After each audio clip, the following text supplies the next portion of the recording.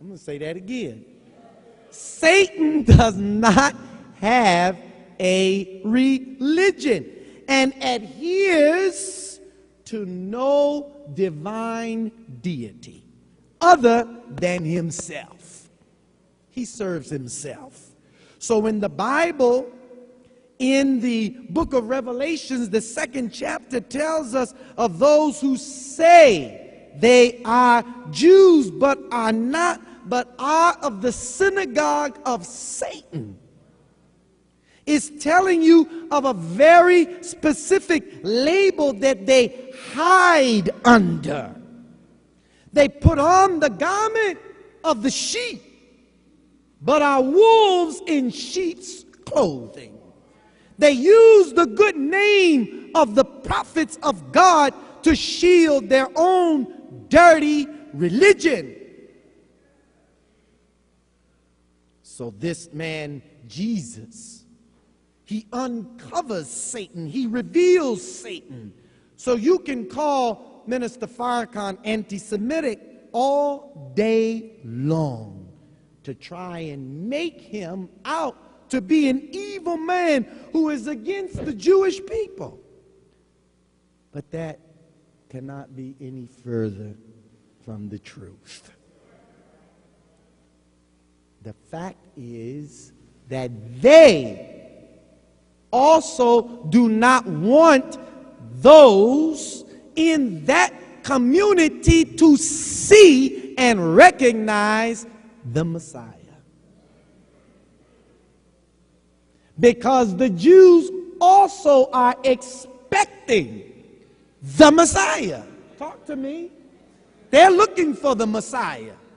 So Satan has to blind them as well to the man once he's in the world. So you have not known any black leader who has been more evil spoken of than the Honorable Minister Louis Farrakhan in the media. Is that right? He has been called every ugly name. Ridiculed, mocked, evil spoken of. Why? Because he uncovers Satan.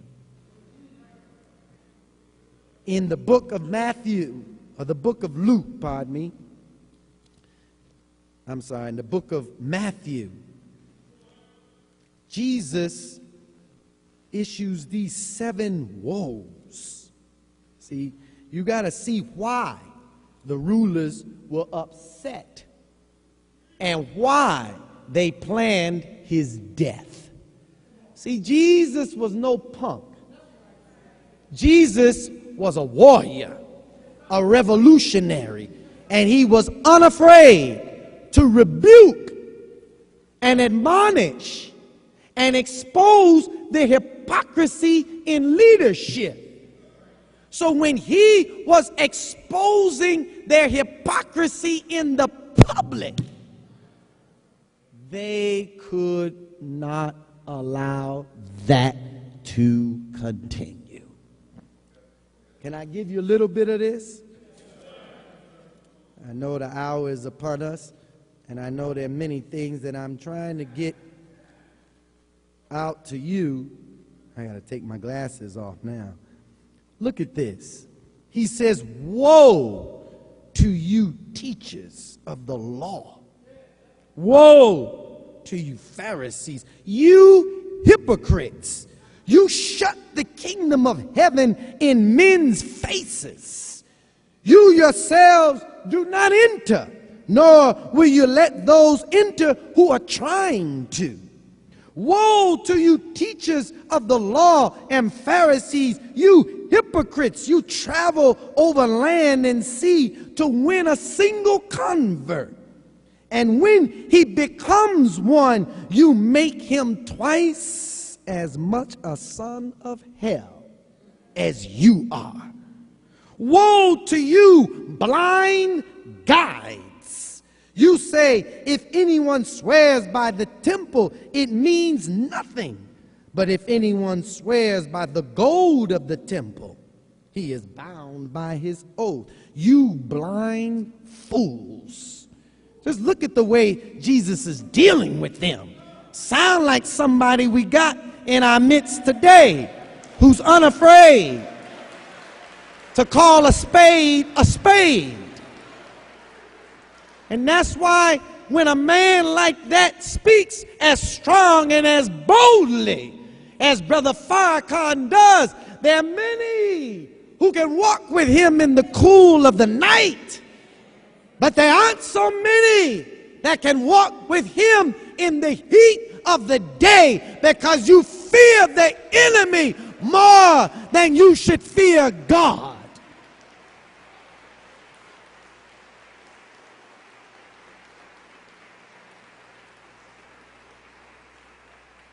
Woe to you, teachers of the law and Pharisees, you hypocrites! You clean the outside of the cup and dish, but inside they are full of greed and self-indulgence. First clean the inside of the cup and dish, and then the outside will also be clean. Woe to you, teachers of the law and Pharisees, you hypocrites! I mean, just look at them. He bringing it straight to them. He ain't playing around with it. He's knocking them, hopefully to consciousness. But their hearts are so hard. That's why he's speaking to them in that way, but he's also making this public, so that you and the people will see their leaders for who they are. Men led by the vanity of their hearts. Men who are only interested in the pulpit to get the tithes and the offering, but are not interested in the development and the cultivation of the human being. Men who claim to follow God, but don't practice what God teaches. Hypocrites who say one thing but do another. Jesus is condemning it all. You didn't hear me? All. He don't leave none to escape his condemnation of their hypocrisy and their wickedness.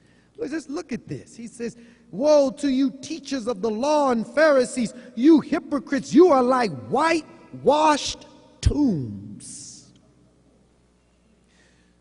which look beautiful on the outside, but on the inside are full of dead men's bones and everything unclean. We got all of these beautiful churches, beautiful temples, beautiful synagogues, beautiful houses dedicated for the worship of God. But as long as you tithe, you can be a gay. Just keep on putting something in the tray. You can be the adulterer. You can be everything that God and the Jesus condemn. Just as long as you put something in there for me, baby. Excuse that way, but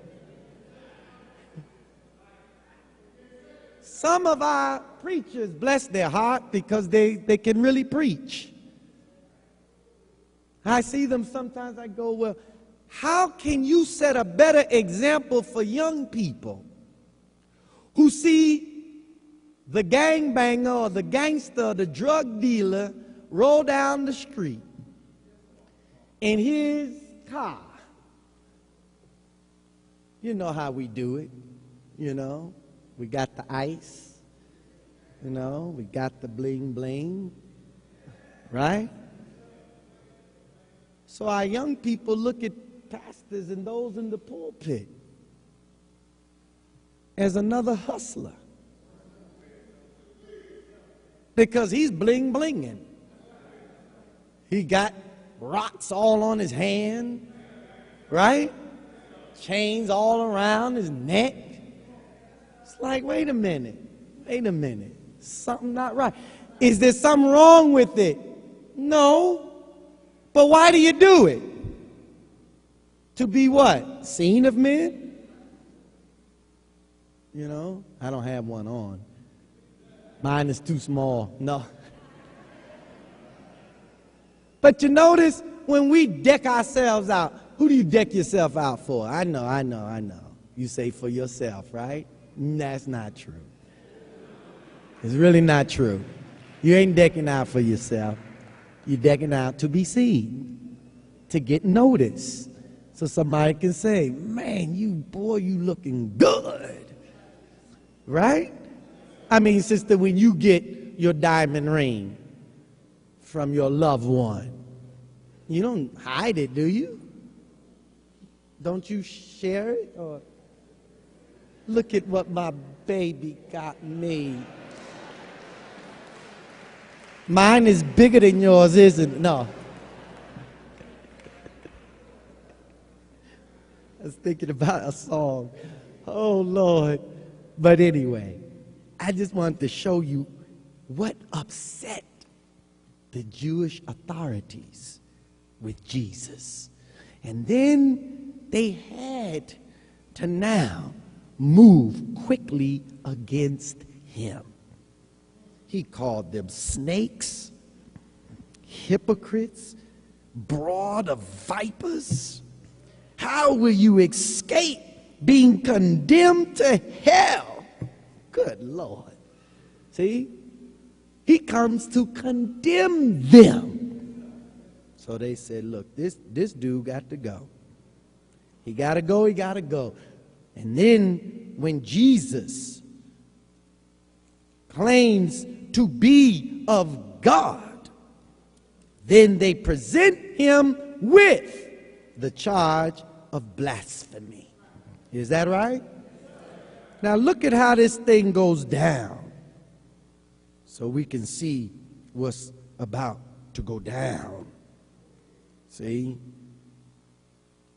There are many who see and know the minister as a divine man. I'm going to say that again. And see him as he was introduced yesterday before over 300 pastors, as one who is anointed and is a messenger of God. Now, that's a fact. In his mouth is a message from God for the people. And he is, in fact, anointed by God. Ain't no question about that.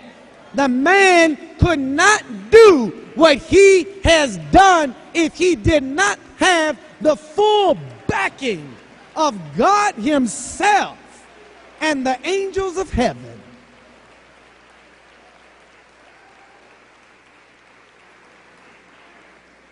So many are saying, Farrakhan is a prophet. Farrakhan is a messenger from God. He's more than all of that. We don't see him as a prophet.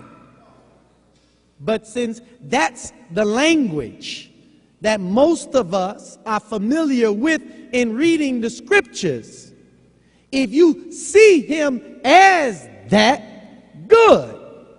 You're only acknowledging that he is a man that God has raised up from among us. A man that God has given to us. And he does tell you of things to come. So he is prophesying as he is giving us a message. So he is a prophet in one sense, a messenger in another sense. Because since February 26. Did he not say that there would be an increase in natural disasters and calamities? Did he not say it? The man knows what he's talking about. That's why your enemy cannot call him a liar. They gotta call him every other thing